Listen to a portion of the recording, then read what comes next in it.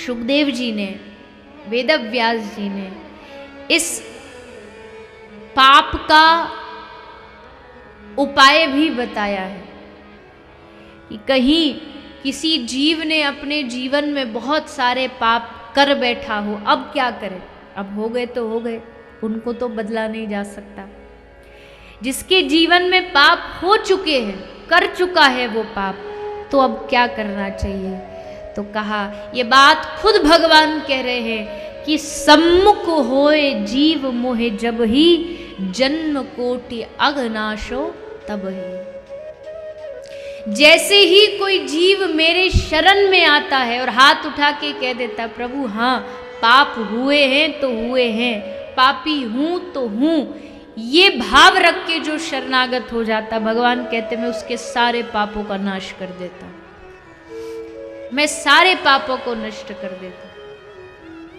जब जीव मेरे सम्मुख होके समर्पित हो जाए, कोई अपराधी, कोई आतंकवादी, कोई जिसने हत्या की हो, हत्यारा पुलिस से भाग रहा हो क्योंकि उसने अपराध किया है, पर फिर अंत में सरकार उसको सरेंडर करने का मौका देती है।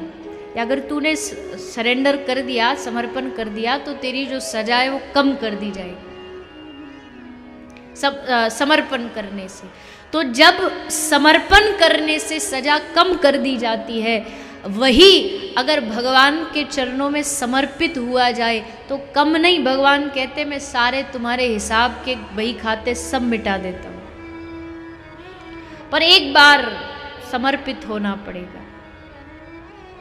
और जब आप समर्पित हो जाते भगवान के प्रति, तो फिर भगवान कहते हैं कि फिर मेरी जिम्मेदारी बन जाती है उस भक्त को भव सागर से पार लगाने की।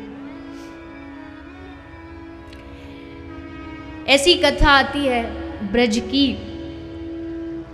दीपावली के समय पर कार्तिक मास में दीप दान का महत्व होता है। दीप दान किए जाते हैं, यमुना जी में जल में प्रवाहित किए जाते हैं। तो आज यशोदा मैया ने सोचा कि हम भी थोड़ा दीप दान कर दें। अब मैया सज धज के श्रृंगार कर रही थी, तो छोटे से लाला पहुंच गए। जाके मैया से पूछी, मैया कहाँ जा रही है? बोले हम पूजा करवे जा रहे हैं। तो ठाकुर जी बोले हम भी पूजा करने चलेंगे। मैया बड़ी जोरते हंसी, बोले चोरन के मन में कब ते पूजा करने को भाव आ गए हो?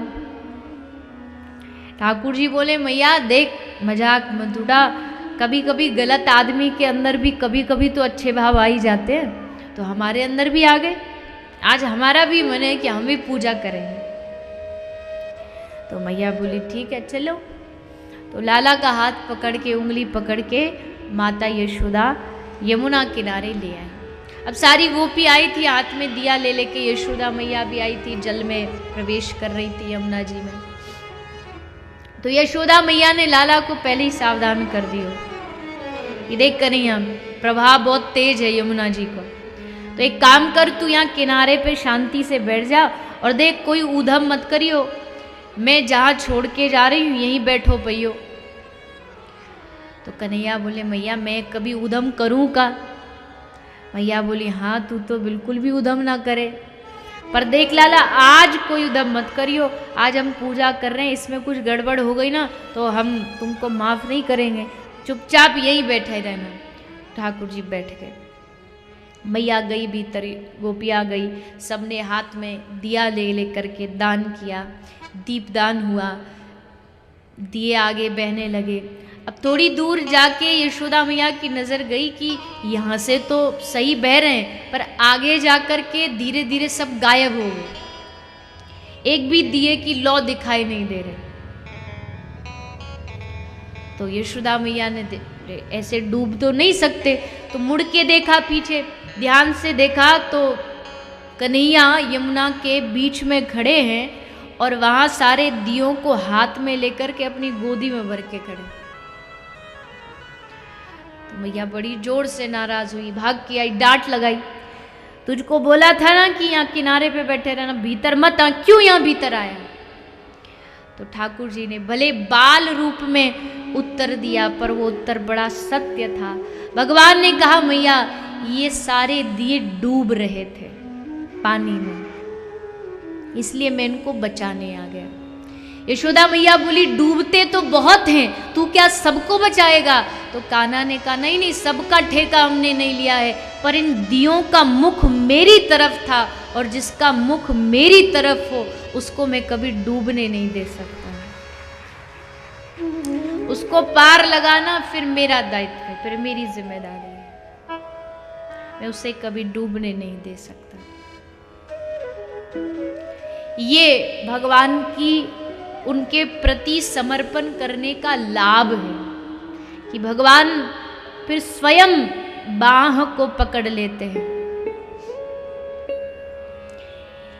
इसलिए हम जितने भी लोग यहाँ बैठे हैं, कहीं ना कहीं जीवन में पाप तो हमसे बहुत कुछ हुए होंगे, कुछ जान के करते हैं तो कुछ अनजाने में करते हैं, किंतु कितने भी बड़े से बड़ा पाप हो, एक बार बस उनके चरणों में आके बैठ जाइए, एक बार अपना जीवन उनके चरणों में समर्पित कर दीजिए।